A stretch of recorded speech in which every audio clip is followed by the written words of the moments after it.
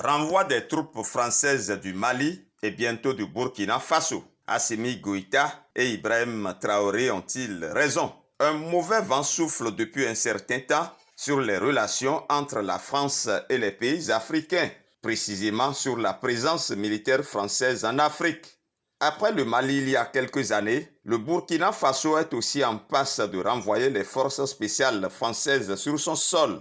La vague anticoloniale qui a donc commencé au Mali et qui a emporté l'ambassadeur de France dans ce pays, ainsi que les forces françaises en opération sur le sol malien depuis 2013, semble avoir fait des émules au Burkina Faso voisin, puisque ce pays a demandé formellement le départ dans le délai d'1 mois de la force spéciale française installée depuis 2018 dans une zone périurbaine de Ouagadougou, la capitale.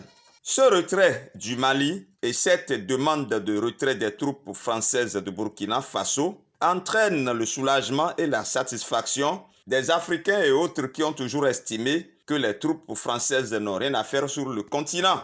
D'autant que cette présence militaire ne freine apparemment aucunement les atrocités commises dans ces pays par les terroristes. Ce qui est sûr, cette situation constitue un camouflet pour la France, dont la politique en Afrique que certains qualifient de paternaliste, hégémonique et ambivalente a fini par convaincre une certaine opinion que les réels objectifs de cette présence militaire sur le continent africain sont flous et pas conformes aux intérêts des 10 pays. L'une des raisons évoquées par le président de la transition malienne pour justifier cette séparation d'avec la France est plutôt glaçante et laisse à réfléchir. Il raconte en effet, je le cite, « Un jour, nous avons subi 3 attaques dans 3 de nos villes de façon simultanée. Nos partenaires sont restés sans rien faire. On n'a pas voulu envoyer des troupes au sol de peur de tomber sur des embuscades, car les zones étaient très dangereuses. Nous avons donc voulu envoyer le seul avion dont nous disposions. Mais nos partenaires nous ont refusé l'autorisation de décoller. Nos partenaires ont refusé l'autorisation sous prétexte que eux, ils ont des soldats en opération sur notre sol.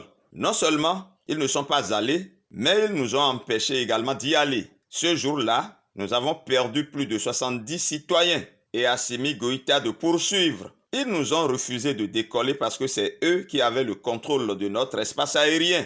Ils ont des radars, ils ont des missiles. S'ils ne te donnent pas l'autorisation et que tu t'entêtes à faire décoller un avion, ils peuvent l'abattre. Et au président malien de conclure. Aujourd'hui, tout cela est derrière nous car nous sommes désormais bien équipés. Fin de citation. C'est évident que le Burkina Faso a aussi des griefs contre la France. C'est aussi vrai que ces pays veulent totalement s'assumer et compter beaucoup plus désormais sur leurs propres forces dans cette guerre contre le terrorisme. Mais attention, le soutien des partenaires, quels qu'ils soient, ne sera pas de trop pour rétablir au plus vite l'ordre et la sécurité dans ces pays en proie au terrorisme.